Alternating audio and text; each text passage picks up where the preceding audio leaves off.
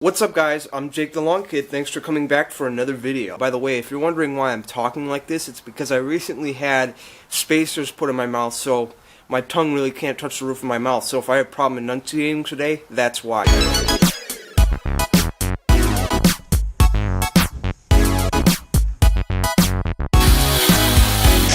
The goal is to get it running, and I also need to fix this drag link right here. The ball joint is actually worn out a little bit, and because of that, this can no longer sit on the ball joint. Well, that's no longer able to sit on the ball joint. The steering wheel doesn't work like it's intended to.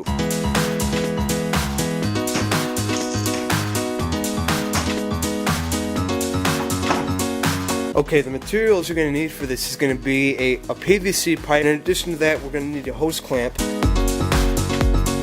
The idea is we're going to use this like a slot, okay? So we're going to take like a small section of this off right here, and then what we're going to do is we're going to cut a slot in the middle. The idea here is that we're going to take this clamp and we're going to use it around this tie rod here with the 3-inch PVC, and we're going to tighten it down so it clamps closed, and then it'll hold it on.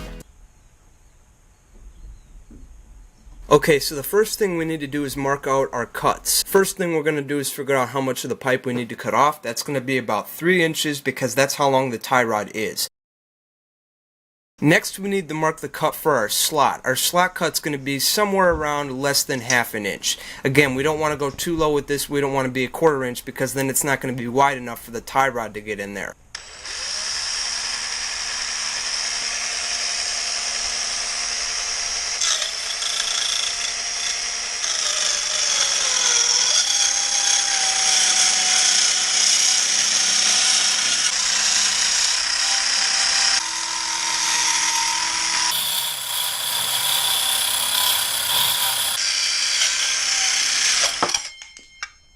There we go. Perfect. Clamp right here. Alright, well, tighten this, and then that holds it. We got enough to play with, so. Yeah. So if something goes wrong, it's the advantage to buying a 5-foot piece of pipe.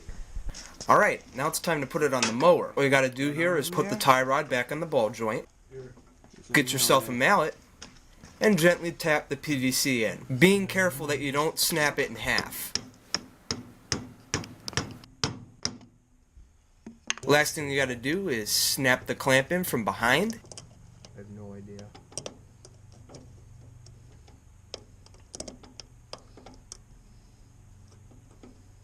And be sure to tighten the screw. Fingers are crossed. Let's give her a test run.